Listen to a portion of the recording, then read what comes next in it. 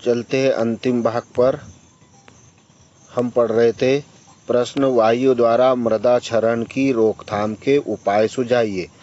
हवा के द्वारा मृदा क्षरण किस प्रकार से रोका जा सकता है? वायु द्वारा मृदा क्षरण रोकने के लिए यह प्रबंध किया जाता है कि कम से कम हवा से जमीन उड़े या क्षरण हो। प्रबंध क्या करते हैं? मृदा कण ज़्यादा महीन न हो।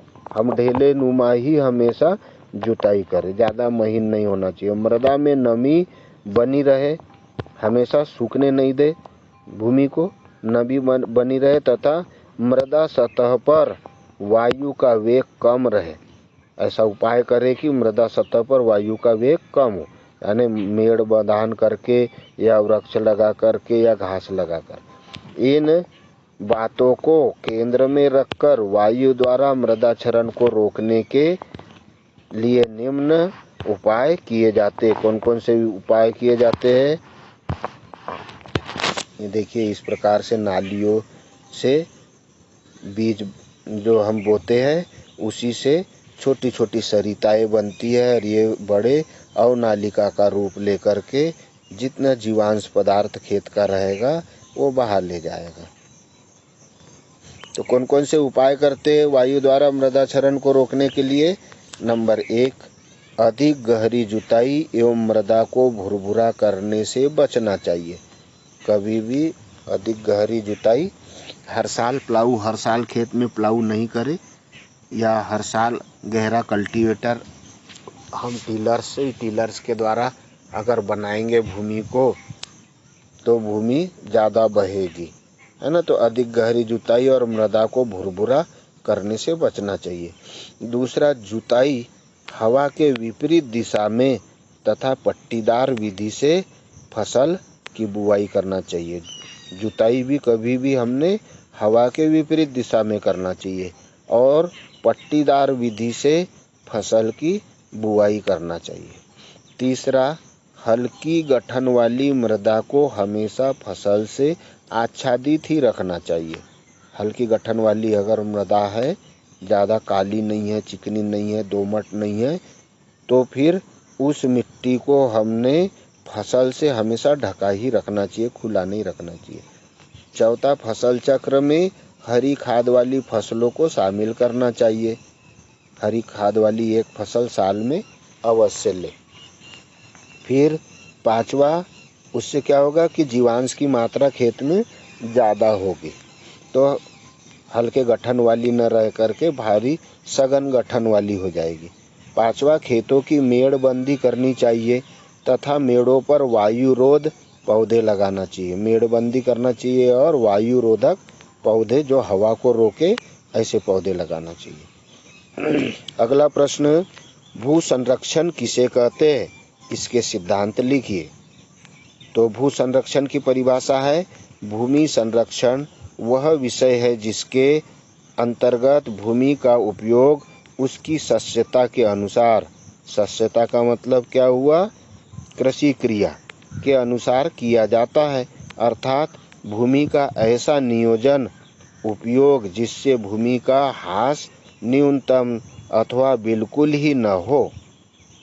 या तो फिर मृदा संरक्षण के सिद्धांत कौन कौन से हैं? इसके 3 सिद्धांत हैं। नंबर 1, जिस कार्य के लिए जो भूमि उपयुक्त है उसी कार्य के लिए उसका उपयोग किया जाए।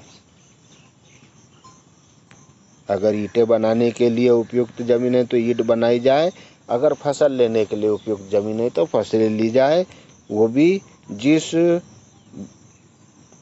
फसल को उत्पादित करने वाली भूमि है उसका उपयोग वही फसल उत्पादित करने में, आलू उत्पादित करने वाली भूमि से आलू ही ली जाए।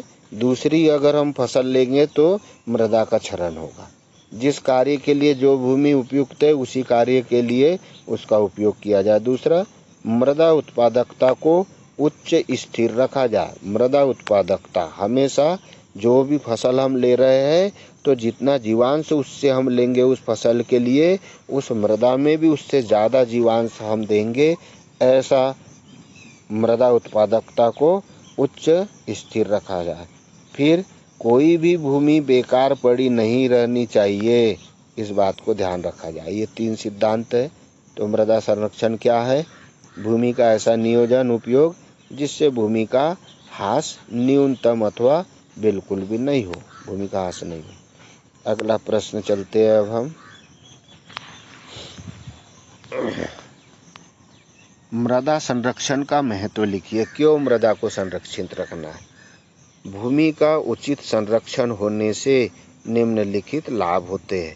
जब भी हम मृदा से उपयोग ले रहे हैं कोई भी किसी भी प्रकार का, तो ध्यान में एक बात को रखना है कि जैसे विरासत में हमें भूमि मिली है, हमें भी अगली पीढ़ी को उससे अच्छी भूमि विरासत के रूप में दे पाए। अगर हमें आम के पेड़, जामुन के पेड़ इत्यादि विरासत में मिले हैं, तो हमने भी अगली पीढ़ी के लिए ऐसे पेड़ पौधे हम विरासत में दे पाए, ये सोच रखना चाहिए। ये नहीं कि हमने वो फल ले लिए, उस पेड़ का दोहन कर लिया, शोषण कर लिया और उसे अब नष्ट होने के लिए छोड़ दिया। हमारी उम्र होती है, इसी प्रकार पेड़ों की भी उम्र होती है। नए पेड़ हमेशा लगाते रहना चाहिए। इसी प्रकार जमीन भी हमें अगर उर्वरा मिली है तो ये सोचना चाहिए कि हमें उसे क्षारीय भूमि या अम्लीय भूमि करके नहीं छोड़ना है। हमें अगले पीढ़ी के लिए उपजाऊ भूमि छोड़े, यह बात हमेशा ध्यान में रखनी है। तो भूमि का उचित संरक्षण होने से निम्नलिखित लाभ होते हैं। पहला, उपजाऊ भूमि नष्ट होने से बच जाती है। उपजाऊ भूमि अगर है तो वो नष्ट होने से बच जाती है। दूसरा, उपज में वृद्धि होती है, उपज ज़्यादा मात्रा में मिलेगी, फिर सभी भूमियों पर खेती की जा सकती है। चौथा, कृषि योग्य भूमि पर फालतू रेत व मलबा जमा नहीं हो पाता। अगर हम भूमि से उपयोग ले रहे हैं तो उसका उचित उपयोग करेंगे तो फालतू मलबा वहाँ एकत्रित नहीं होगा। फालतू पानी का संरक्षण, नमी का शोषण किया जा सकता है। फिर सातवां, भूमि संरक्षण द्वारा बाढ़ की समस्या से छुटकारा मिलता है। बाढ़ की समस्या नहीं हो पाती है, सब पानी जो है फसल सोख लेती है।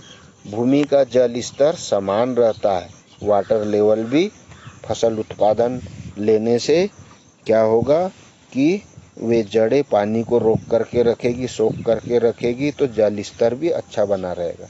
कृषि कार्य करने में सरलता हो जाती है ना। भू संरक्षण करने से, भूमि को समतल रखने से, उपजाऊ रखने से क्या होगा? कृषि कार्य सरल रूप में होगा। बंजर अगर भूमि कर दी तो हर साल उसे बनाने में बहुत परेशानी आएगी।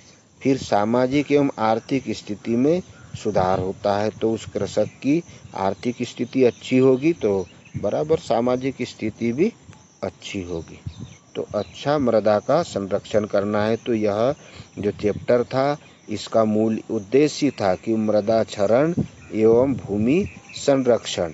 तो मृदा क्षरण किस किस रूप में होता है, क्यों होता है, कैसे होता है, उसको रोकने के उपाय कौन कौन से हैं, और भूमि का संरक्षण क्या चीज़ होती है, किसे कहते हैं, न्यूनतम बिल्कुल भी क्षति या ह्रास भूमि की नहीं होने दे और अधिक से अधिक उत्पादन हम उससे ले और अगली पीढ़ी को भी हम अधिक उत्पादन लेने के लिए भूमि को बचाए रखें। यही होता है भूमि संरक्षण। और भूमि संरक्षण का महत्व हमें हमेशा ध्यान में रख कर के ही फसल उत्पादन लेना चाहिए। तो देख रहे हम इस प्रकार जहाँ पानी खूब जमा हो जाता है, बहुत दिनों तक पानी जमा रहता है, वहाँ पर इस प्रकार से मृदा हो जाती है। तो यह क्या हो रहा है? बहुत ज़्यादा मात्रा में गाद पदार्थ इकट्ठा हो गया। अब अंदर का जो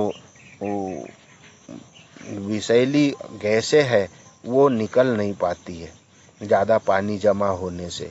तो भूमि की भौतिक दशा बिगड़ने लग जाती है। जब पानी सूख जाता है तब पानी सूखने से ये पपड़ी जितनी भी गाद पदार्थ की, जैविक पदार्थ की ऊपर से बह कर के आई है, क्या होता है कि ज़्यादा सूखने के कारण फट जाती है मृदा, है ना। और मृदा फटने के कारण अंदर से गैसें बाहर निकलती है और बाहर की जो सूर्य का प्रकाश है और हवा है, जल है, वो इस भूमि में जाता है, और जिससे कि अंदर के पोषक तत्व या लाभदायक जीवाणु नष्ट नहीं हो। तो हमें इस प्रकार से मृदा क्षरण नहीं होने देना। ज़्यादा दिनों तक हमें पानी जमा भूमि में नहीं रहने देना। ये देखिए मृदा क्षरण का दूसरा उदाहरण जंगलों में किस प्रकार से, है ना। तो ये क्या होता है, नीचे झुरमुट वाली झाड़ियाँ नहीं रहे, ऊंचे ऊंचे पेड़ रहे, तो इसमें पशुचारण होता है। पशुचारण होने से या जीव जंतुओं के द्वारा या हवा के द्वारा या धूप के द्वारा या पानी के द्वारा ऐसी सरिताएं बनती है और ये इस प्रकार से मृदा कटाव होने लग जाता है। यहाँ पर भी ये चित्र, ये फोटो जो है ये हमने मैजिक कैमरे से ली है, इसके कारण स्पष्ट नहीं दिखाई दे रही है। अन्यथा रेत किस प्रकार से या हवा किस प्रकार से काट देती है, यह यहाँ दिखाया गया है। इसको ठीक करने की कोशिश करेंगे। अब इस चित्र में देखिए भूक्षरण को नियंत्रित करने के उपाय। ये गांव है ना। ये इस प्रकार से सीढ़ी नुमा खेती इसमें की गई है। ये इस प्रकार से ये फसल बोई है और यहाँ पर सब्जियाँ इस प्रकार से ले ली है। तो ये ऊपर की गाद जो भी बह के आएगी वो इस जमीन में आ जाएगी, है ना। ऐसे वैज्ञानिक तरीके से कृषि करना है। इसका मॉडल भी तैयार करेंगे आप। ये देखिए बगल से जो नदी है इसमें इधर की मिट्टी न जाए इसके लिए यहाँ पर सब्जी भाजी लगा दी गई है, इधर सब्जी भाजी लगा दी गई है। सीढ़ी नुमा कृषि खेत को बचाने के लिए। ये समोच्च रेखी हवा के विपरीत दिशा में और पानी के विपरीत दिशा में, ये इधर ऐसी आड़ी बना दी जिससे कि इधर से पानी बह के आएगा तो यहाँ रुक जाएगा अपने खेत में। ये जुताई किसान देखिए यह ढाल के विपरीत दिशा में जोत रहा है, इससे मृदा क्षरण कम से कम होता है। धन्यवाद। आपको यह इकाई बहुत अच्छे से समझ में आई होगी आपके।